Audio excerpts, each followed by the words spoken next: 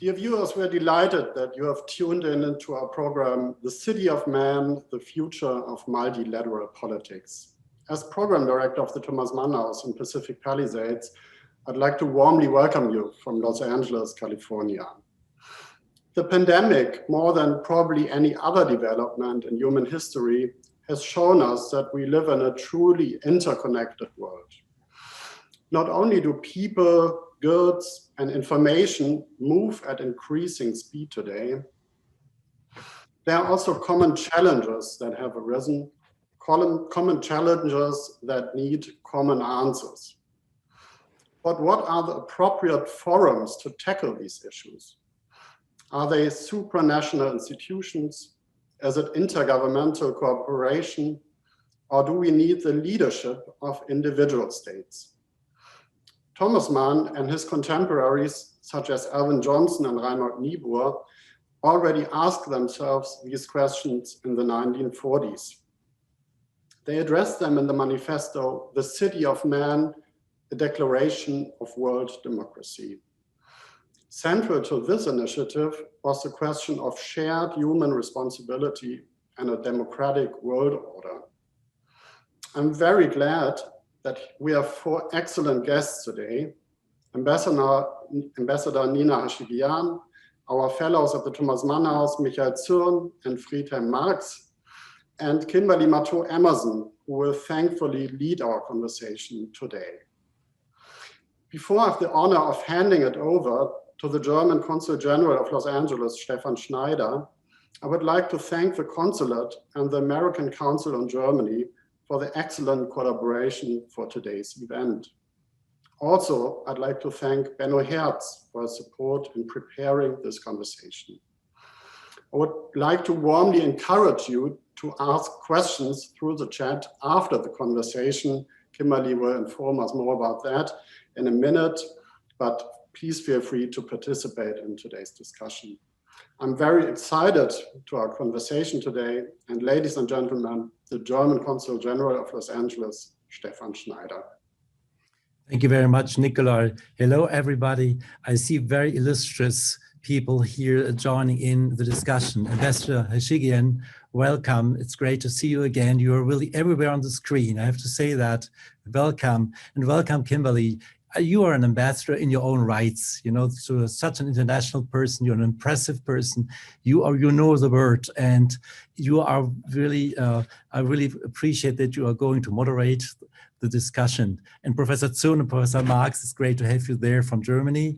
And again, I also thank the American Council on Germany for organizing this together with the Thomas Mann House.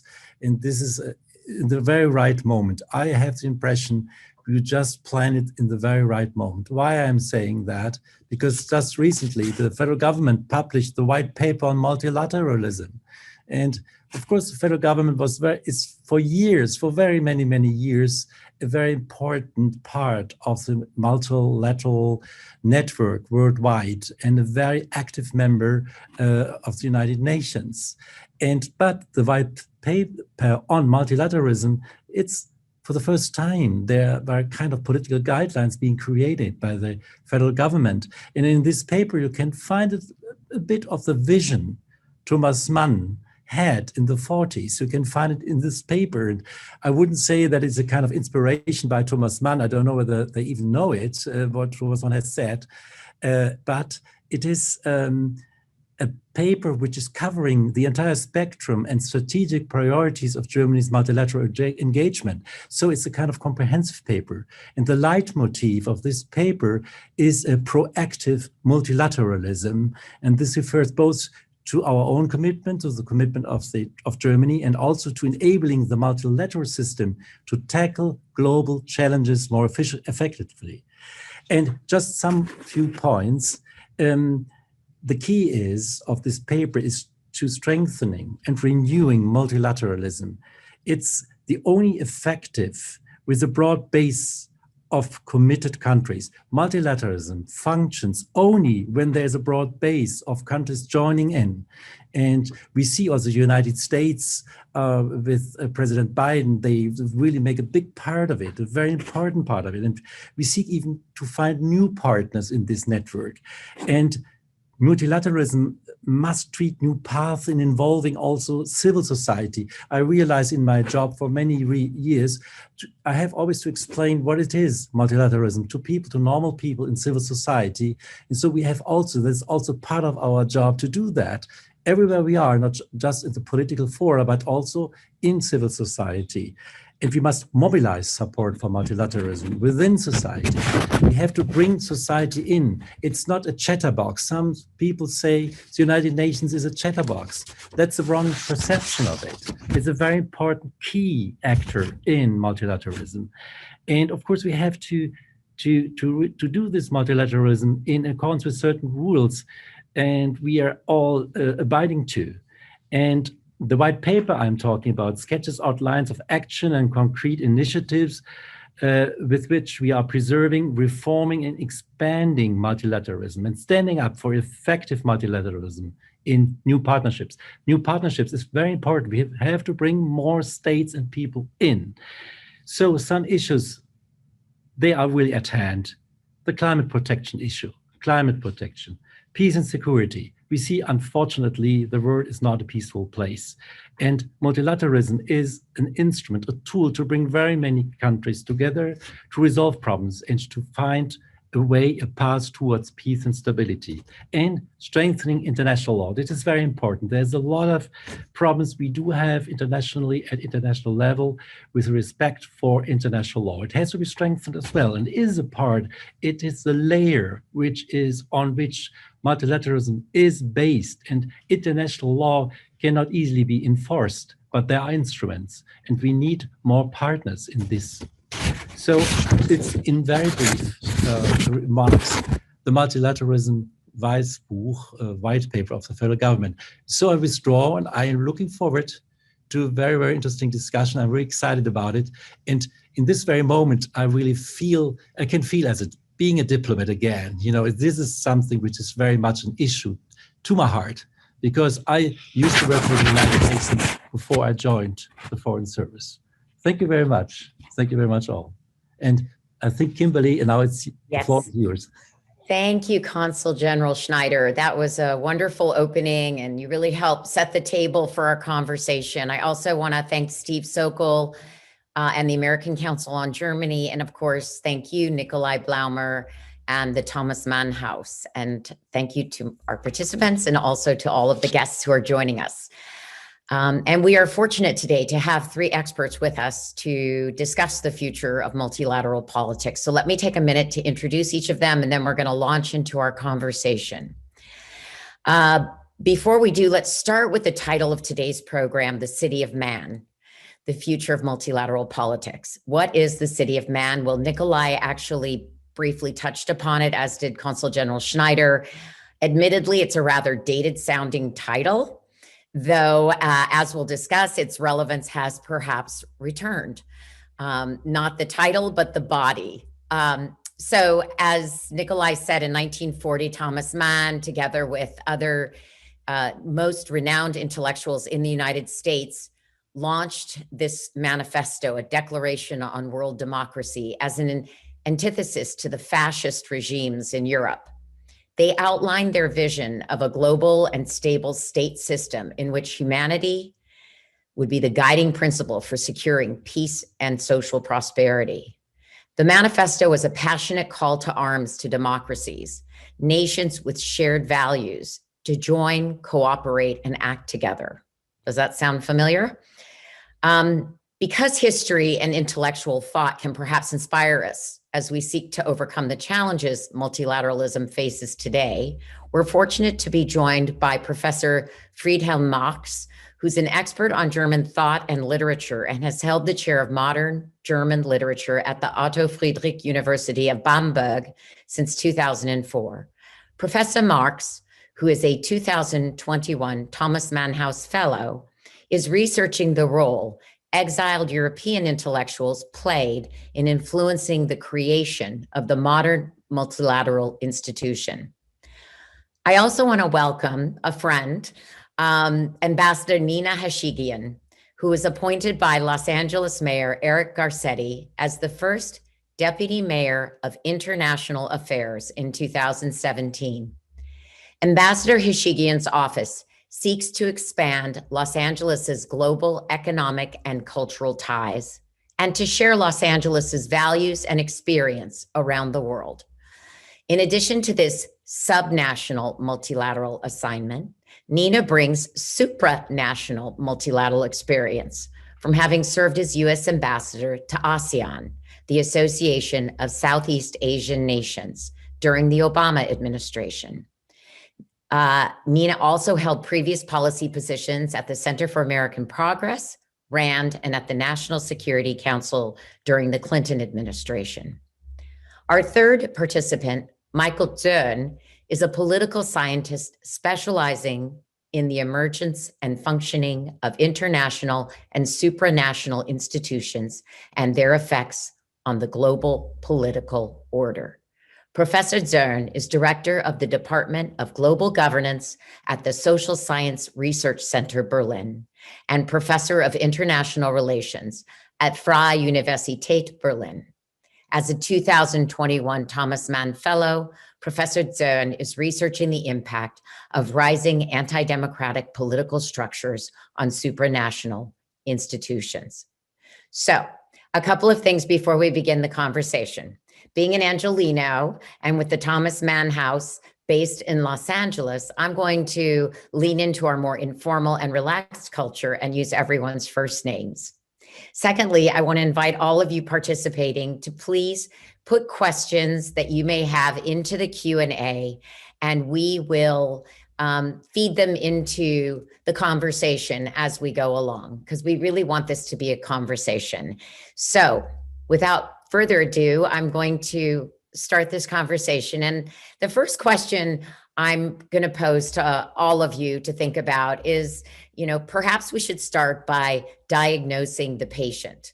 If you were giving multilateralism a health grade right now, with 1 being in great shape and 10 being on life support, what grade would you give to multilateralism and why? So let me start with Nina. Would you want to give us your thoughts on that to start? Sure, it's a good question and an intriguing way of putting it. And thank you for having me. I'm honored to be among such big brains on this panel. I would say, from where I'm sitting now, I think a lot about subnational diplomacy, and I would give that a 3, so fairly on the high end of the scale, only because of the enthusiasm around it, and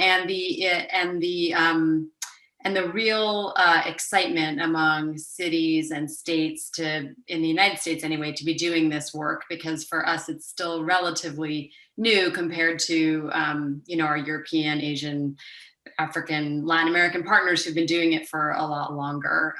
But it has a lot of potential.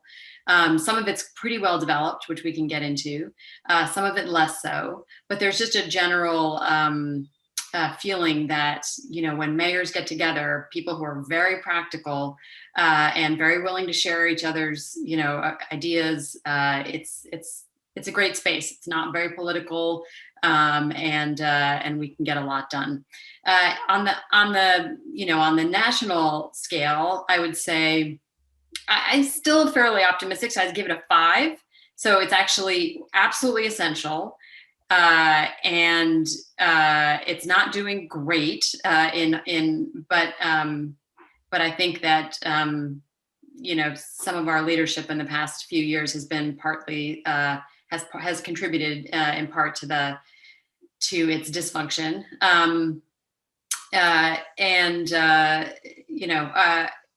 we'd have to create it if we didn't have it. So it needs reform, but I think there have been some successes, and many of them kind of unsung. I'll leave it there. Well, we'll unpack that in a little bit. I'm curious to hear a little bit more about the subnational development and how that works. But I'm going to turn to Michael now and ask you to grade multilateralism. I think yeah, thanks, and thank you for the possibility to be here and to discuss these issues with you. Well, I mean, there's just no question that compared to the early 2000s, multilateralism and global governance is in an extremely deep crisis. I mean, if you just look what happened over the last 5 or 8 years, not really big things happened. I mean, it was more building down existing institutions and building down existing fora, with a few exceptions, and we will talk about these few exceptions later on. But essentially, it was for a very long time a situation where you just had the feeling it's a big crisis. But then again, I mean, we should not forget that in the year 2000, the level of, I mean, even if you measure it as a political science, the level of numbers of treaties, of authority of international organizations and so on, was in the early 2000s higher than ever. So, I mean, in that sense, the level is still, let's say, on a medium scale or something like this, in spite of the fact that there is this crisis.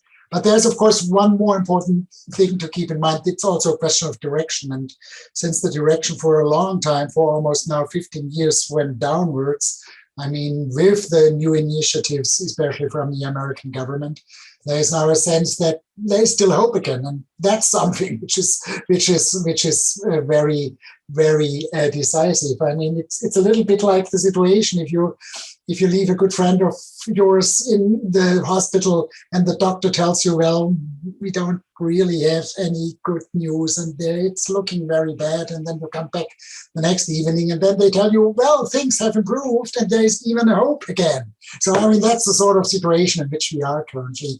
I would say 5. You would say what, 5? 5. 5? Oh, you gave it a 5, but you described it differently than Nina, which is really interesting. You both gave it the same. And Friedhelm, did you want to share your thoughts on this?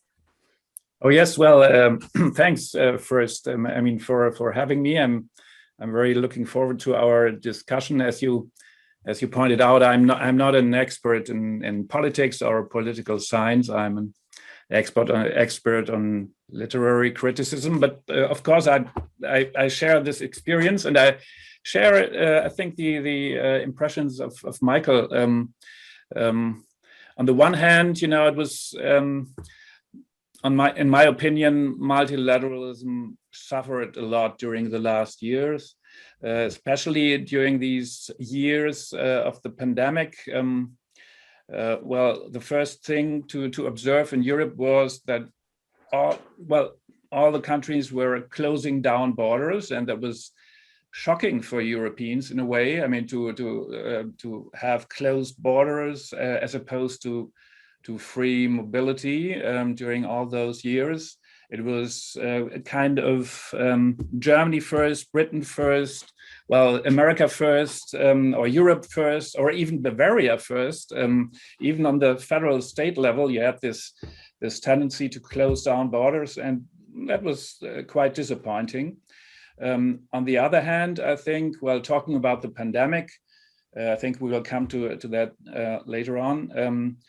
But now, while talking about the pandemic and the effects of the pandemic, there might be really, it might have strengthened the impression of need for global cooperation and communication. And as Nina and Michael, I'm a bit optimistic now. So it's perhaps it's not a 5, it's a 6 on my impression, but with a slight tendency towards hope. Well, it's nice to hear the words hope. I think, why don't we talk a little bit about pandemic, because I think that the pandemic, as well as JCPOA and maybe the TPP, the Transatlantic Partnership Agreement that was tried to be struck, those are good examples of what I would say troubled multilateral efforts. Recent troubled, and let's add to not just the pandemic response, but also perhaps the vaccine development and distribution.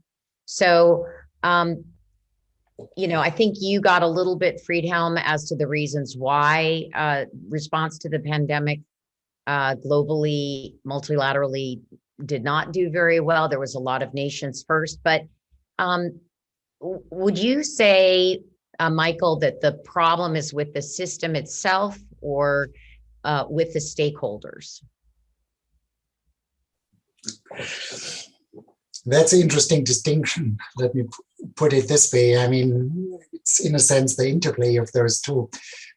I personally would say that the major difference between the first three that you described, where we felt that there's a failure of multilateralism, and the other three, which provided some hope, I think the major difference essentially is that those things like TTP, like the coordinated COVID response, even the issue of vaccine development and distribution. I mean, these are all issues which were at least framed and which were thrown into the divide between the domestic divides in the Western world between, let's say, cosmopolitans and nationalists. I mean, these are all issues with significant domestic implications, distributional implications. And in all of those cases, there were very strong nationalist forces essentially saying, well, our country first, not those cosmopolitan elites. The other three, which brought some results, I mean, there was a sort of a common sense of crisis. It was against an external threat or enemy, Putin or whatever it is.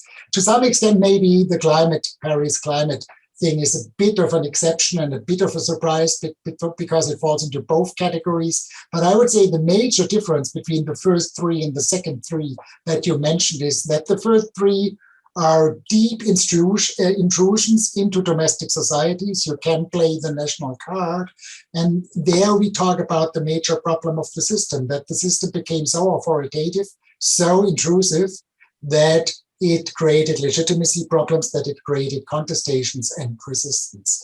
And so far, we essentially lack a response. And you're talking about, sorry to interrupt, are you talking about the JCPOA there? Or are you talking about like response to COVID?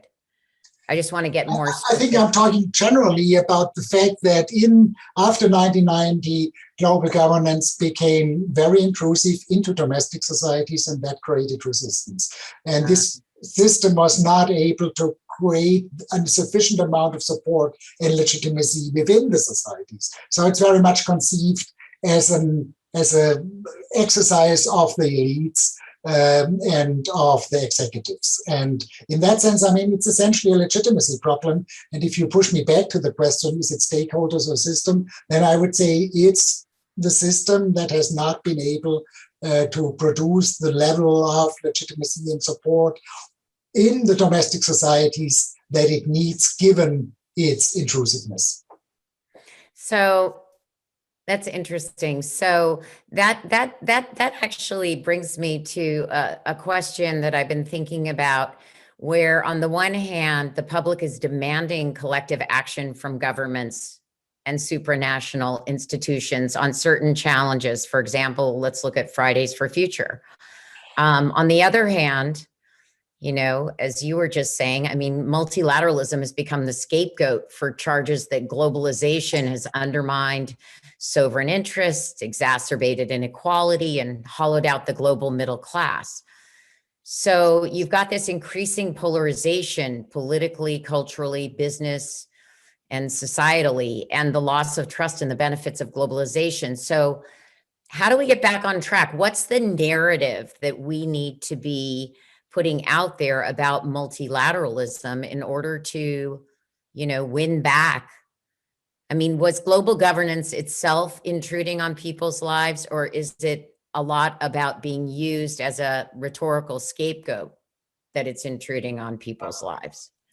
Anybody have thoughts? Comment about your original question, because I actually think that TPP and JPCOA were not failures. They succeeded.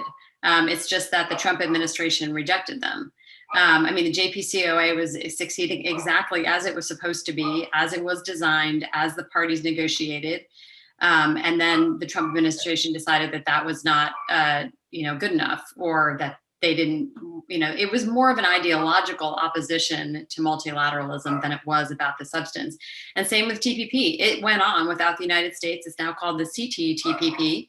But it is a fully functioning high-level trade agreement, just as it was designed to be. Now you can argue the way I think Michael's argument plays in the sense that, you know, we have populist nationalists electing Donald Trump, who then chose to do these things, but not because he was against multilateralism. I don't think it had it. I mean, that was not a big campaign issue at all, as I recall. So, and then when you look at pandemic response, I mean, it was a disaster. But compared to Ebola, you know, where we really, it was a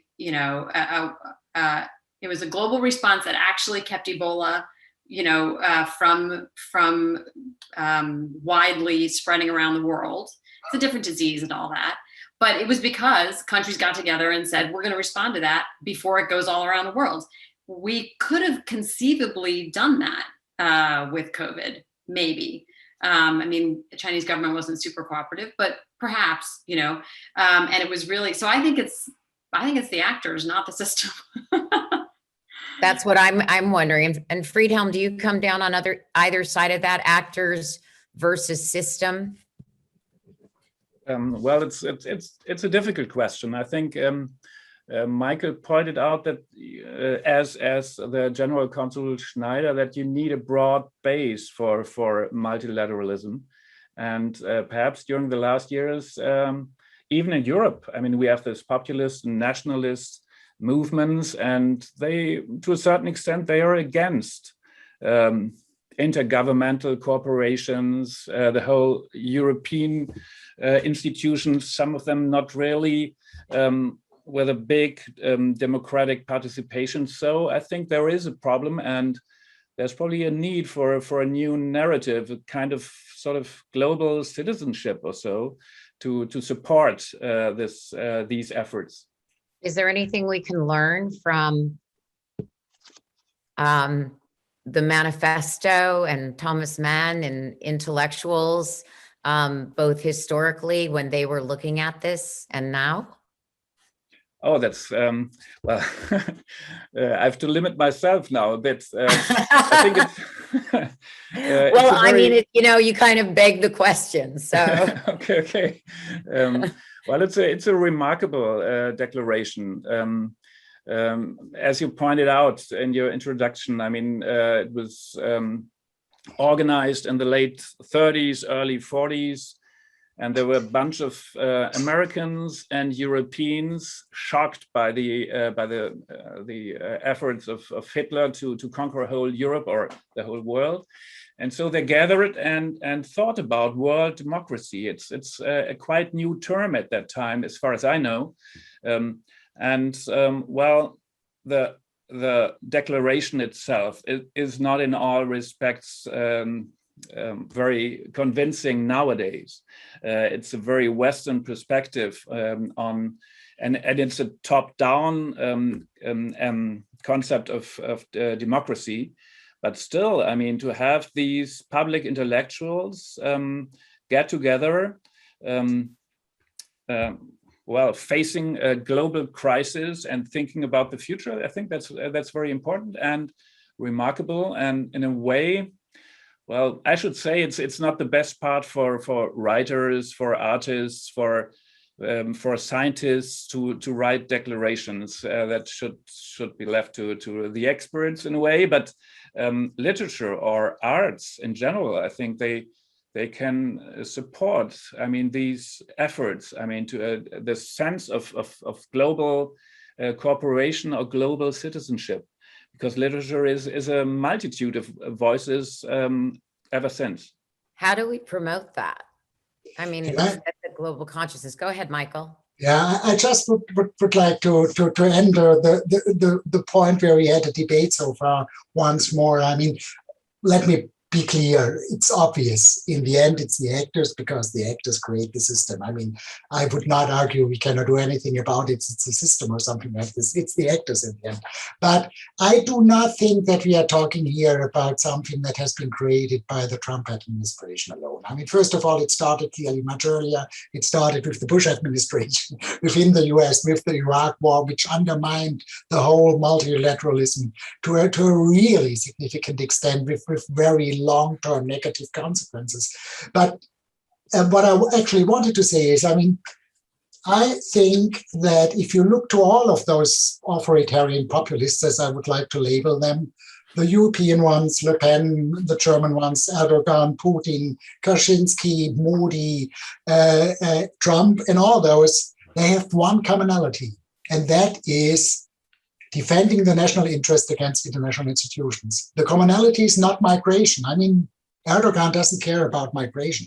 It is not trade and protectionism. It is very much this issue. We need to defend our interest against international institutions, which are controlled by those cosmopolitan elites. And cosmopolitan elites very much means neoliberal elites. So in that sense, I think it is a very decisive issue, and the cleavage and the divide that we have within many countries is also one about international institutions.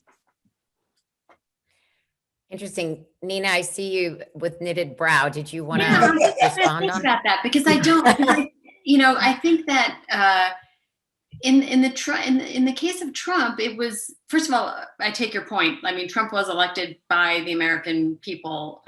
So, it obviously he's not the cause. He just definitely exacerbated things. But he really set his sights on individual countries that he said were taking advantage of the United States.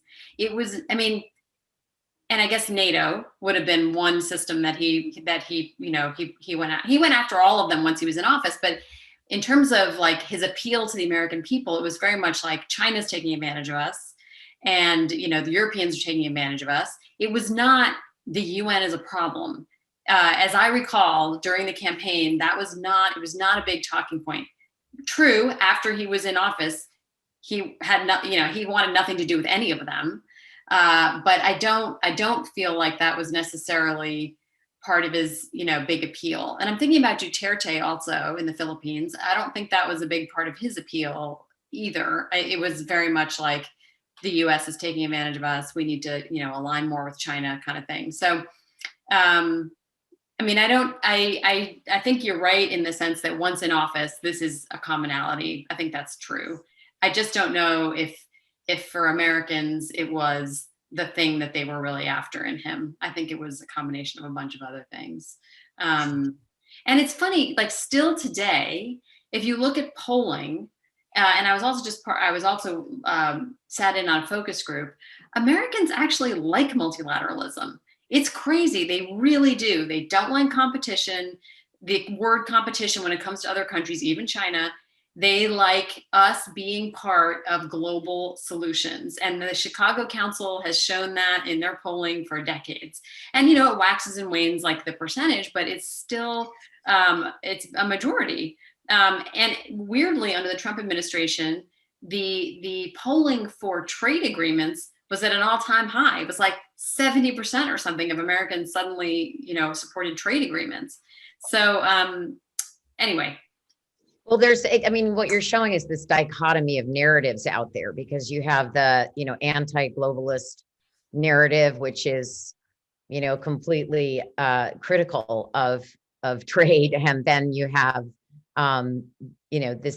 these polls that are showing that Americans actually think it's better to be open, or at least the majority do. But I wanted to come back to what Michael was saying about authoritarian governments who really use nationalism and their countries first, and their country's interests to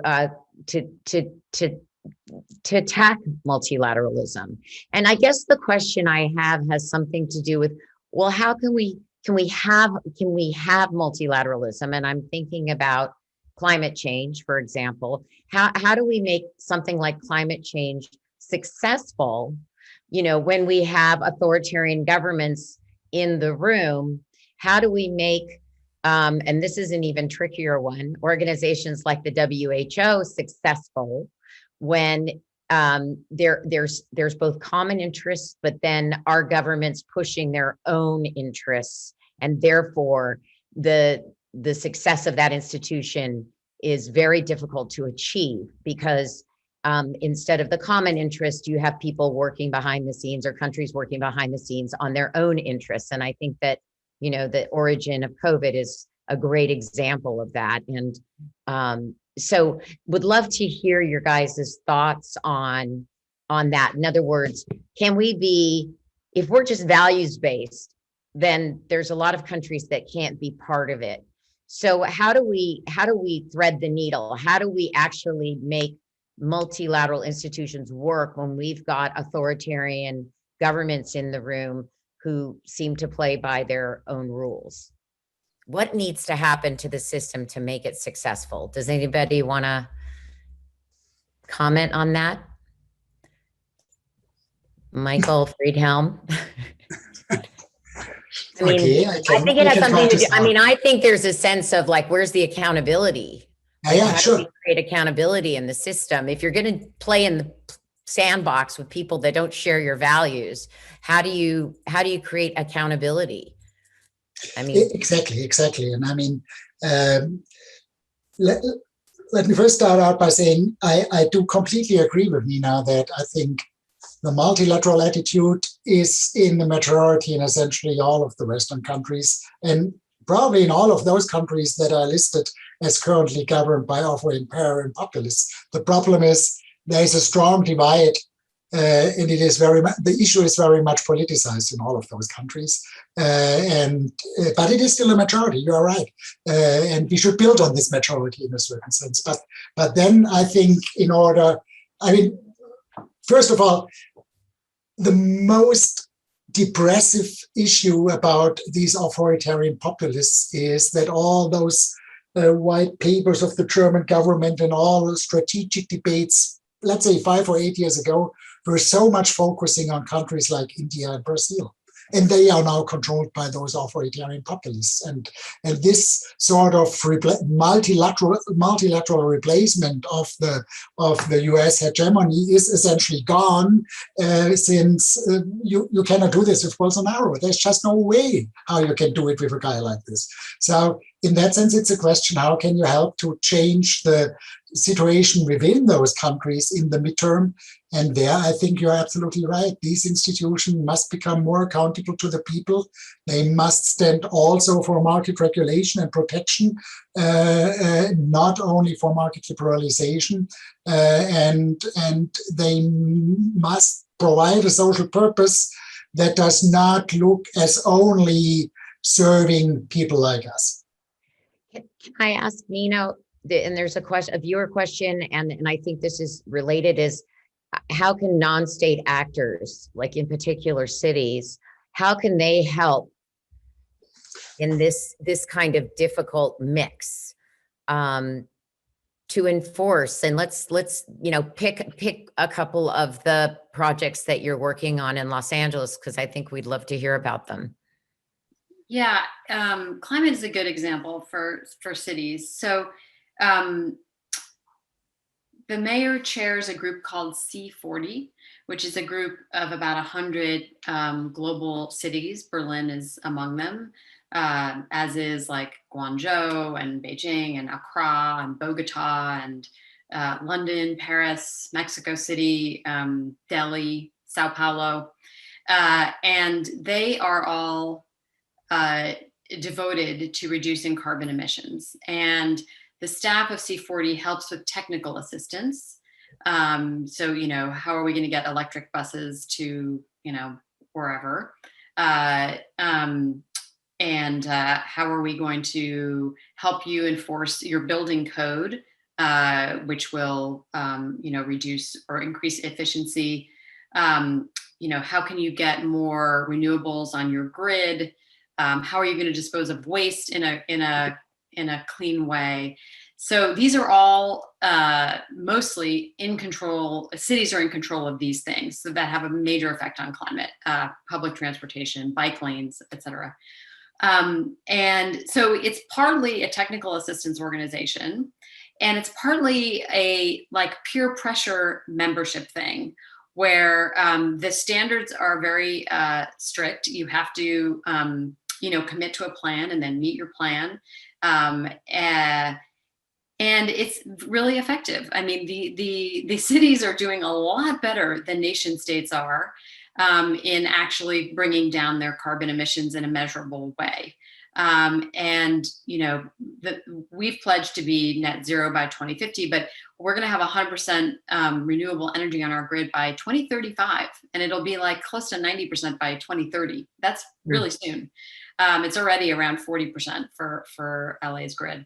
And we're doing all kinds of things. I mean, we have, putting in 11,000 electric charging systems, making our city fleet electric, building out new metro, stations. Anyway, there's just a lot. Recycling water is a big one for us because of the drought and the fires, and we've got big heat issues that we're working on. In any case, this is a very well-resourced, motivated group of cities that together are, I think, about 25% of GDP, and it's very practical and it's not political, we're just getting it done, and so I think there may be ways where the cities within these authoritarian countries can inspire their national government, but I'm not sure. I think that'd be a really case by case kind of situation.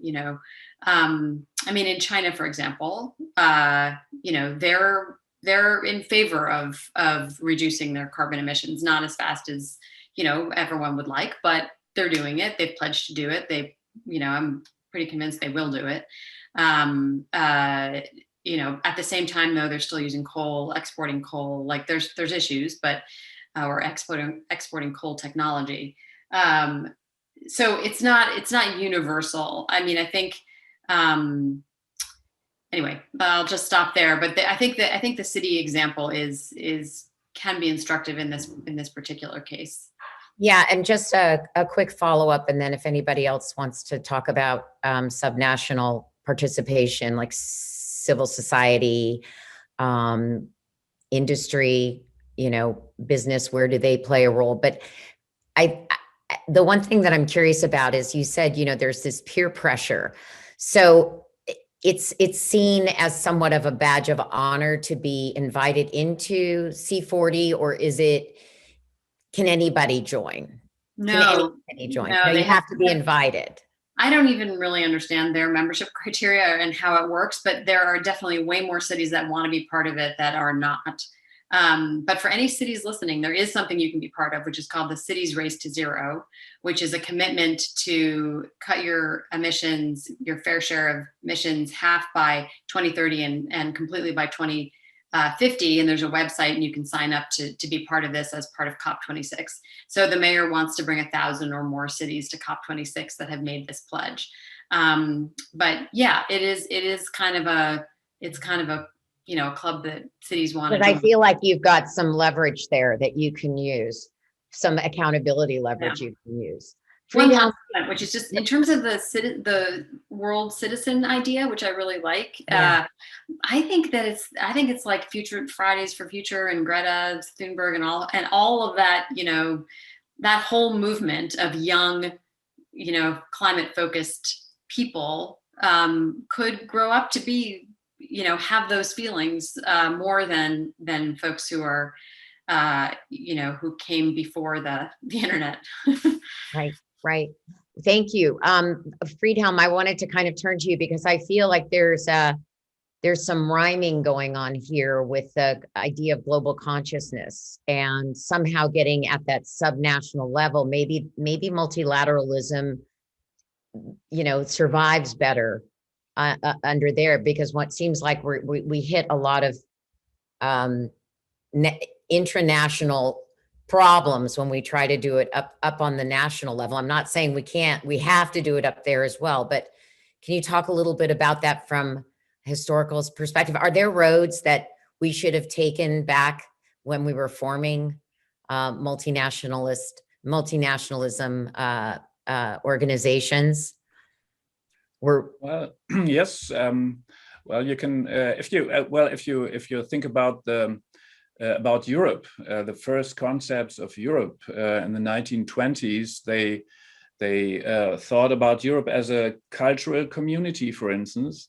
And if you compare that to the organizing measures right after World War II, Europe turned out to be first as an economic community, in a way, an economic union. And I think to a certain extent, the Euroscepticism has to do with this focusing the economic values only. So it should be really, I mean, if talking about new narratives of multilateralism nowadays, I think it's very convincing what Nina told us about the measures and the initiatives of cities. Because it's bottom up, it's coming from, it's not top down, it's bottom up, and I think it's more convincing for the majority of the people, even because they can experience the change more deeply. So I think it's two things. It's very important to focus cultural aspects of multilateralism, and that's where literature, arts, whatever comes to the table, and it's very important, not to put it very technocratic and from top down. Thank you. Here's a viewer question that I wanted to pose to whoever of you would like it. In this conversation, you've touched on social justice and racial equity issues. This seems to be a collective global issue, but it manifests itself locally. What role can multilateralism and multilateral organizations play in addressing equity issues? Do you think there are any reasons? Do you think there are any lessons as we come out of the period of heightened awareness, at least in the United States? But I actually think what happened in the United States also heightened awareness all over the world. And, being on the board of Human Rights Watch, obviously, I'm very familiar with equity issues in many, many, many, many other countries. So we do have some multilateral organizations that address inequities in countries, but they tend to be, more at the level of either the UN Human Rights Council. They tend to have to go to a much more severe place in order to be addressed in a multilateral situation. Do you all have any thoughts about that? Could multilateral institutions, I think there are some who are looking at these issues, but wanted to specifically ask you guys if you have any thoughts on that. Anybody? I mean, we're doing a whole lot at the local level. A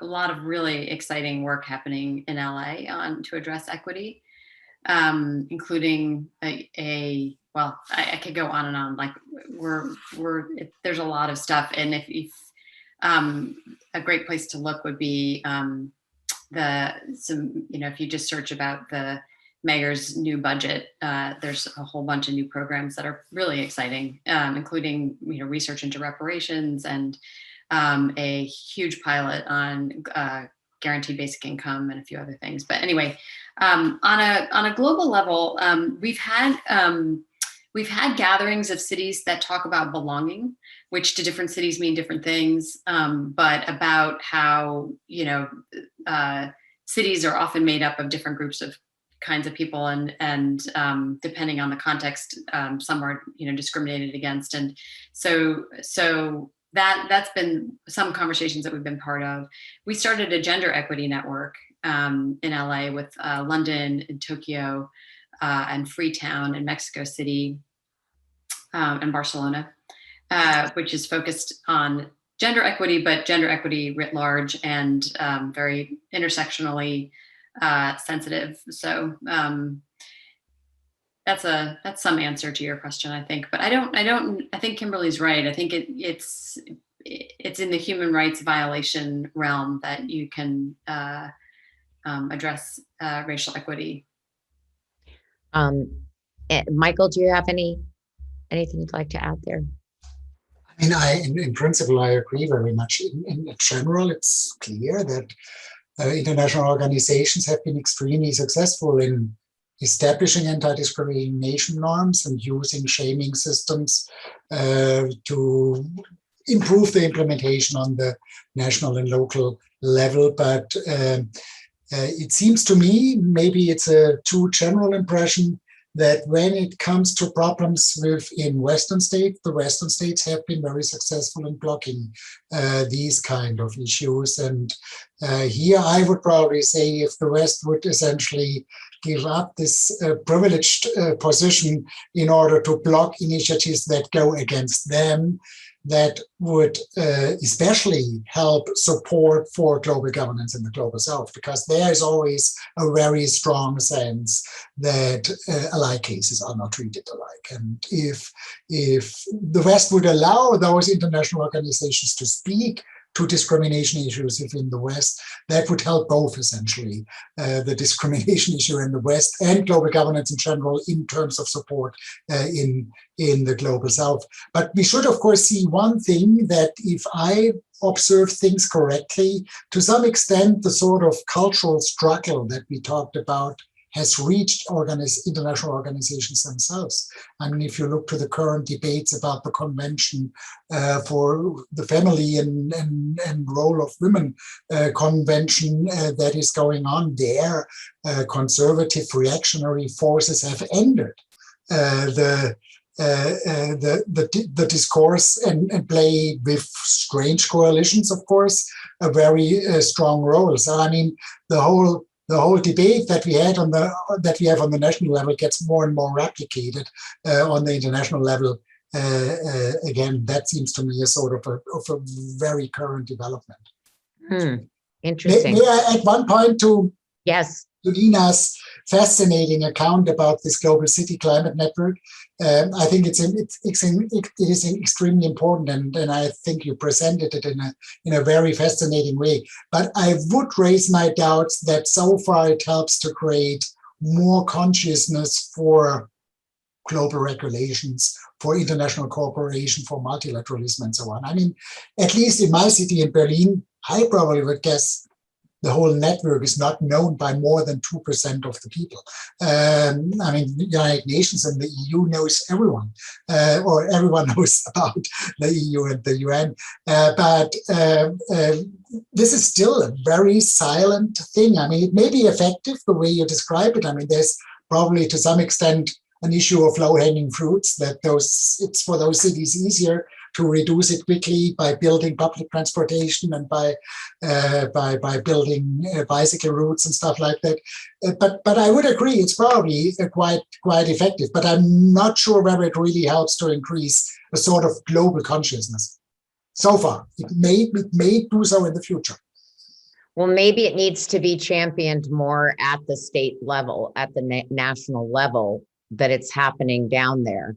I know during the Trump administration, perhaps that wouldn't have been championed, the work that Los Angeles was doing, but in some cases, perhaps when agreements aren't getting done and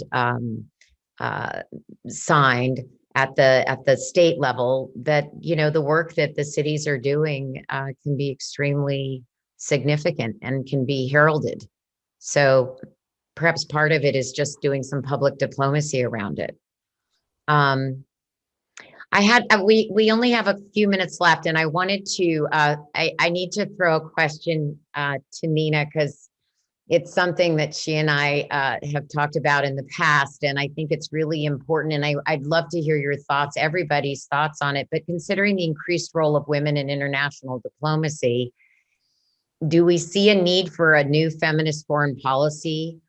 Would that help multilateralism? What do you think it would look like?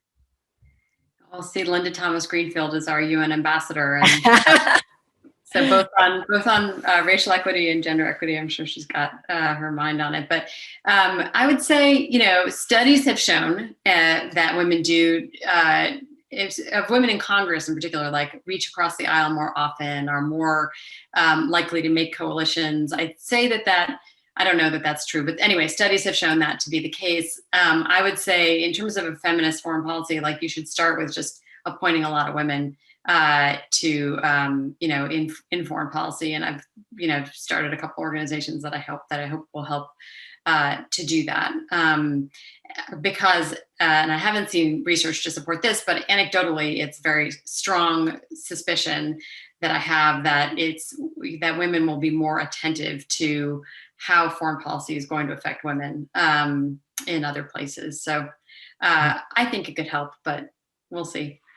And Friedhelm, did you have any thoughts on that? Because certainly City of Man, if it was written today, who are the intellectuals that you would see contributing to it?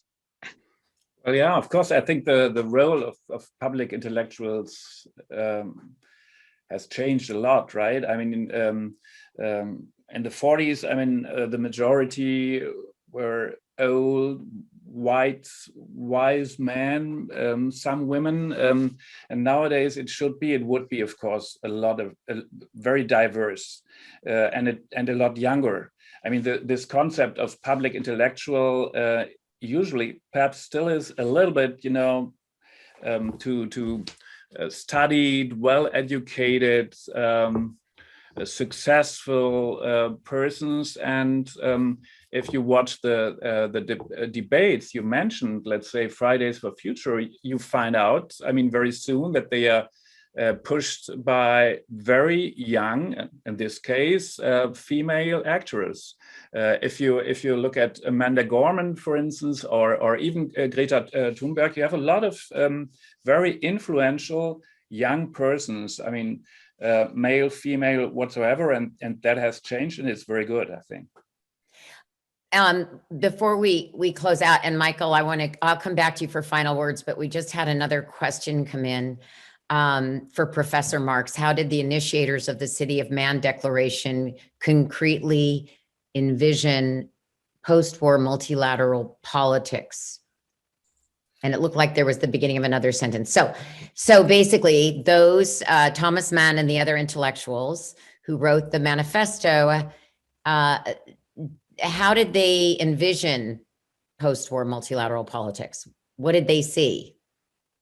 Well, if you look at the diaries of Thomas Mann, well, he pinned down it was a bit diffuse, a little unfocused, these meetings, and a bit disorganized. And you have a lot of topics. You have religion, you have economy, you have justice, of course, and perhaps it's too much, right? I mean, in this case, I mean, too much for this bunch of people, and not very concrete. But the effort itself, I mean, you can read this declaration as a kind of blueprint for the United Nations, which were founded 5 years later, or for the Human Rights Charter that was 8 years later, I think. So right. So it's a first step on this way.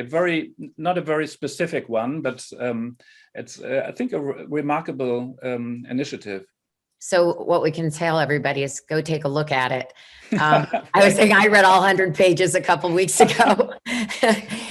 Michael, did you have any final thoughts you wanted to add? I see we're almost out of time, but I do want to just give you the final word. Oh, thanks. No, I mean, let me just support the plea for more women in foreign policy and in multilateralism. I mean, it is clearly the point that Nina pointed to, that there is some evidence that women can negotiate and bargain more integratively than men who are better in distributive bargaining, and that would be helpful for multilateralism. But there's one important and maybe even more important issue here, according to my view, that if I look now at my country, and I would say there is no policy field, no ministry in Germany that is that much dominated by distinguished old white men that talk in a way that nobody else than the Foreign Service people understand. And in that sense, it is so easy to portray those people, foreign policies and multilateralism, as something that is in the interest of a self-serving old elite and is not essentially related to the interest of the people. And there, I mean, it probably does not suffice if there are only more women, but at least women and other groups, and also people who, how shall I put it, display a sense of belonging to the people and have a habitus that is more the one of Nina than the one of my ambassador in somewhere, I don't mention it. Well, I will say that your ambassador to the United States is a fantastic woman named Emily Haba. So on that note, I just want to thank you, all three of you, so much for being with us tonight or today. I'm in Berlin, so it's a little bit evening here, but thank you for your really interesting reflections on this question of multilateral politics. Clearly, some things are working, some things still need a lot of work, but I think that I liked your words of hope, and I like the idea of coming up with paths forward so that we can continue to cooperate with like-minded countries or on issues where we share common challenges. So with that, I'm going to say goodbye. Thank you to everybody who joined us this evening, and look forward to seeing you soon. Thanks so much. Thank you.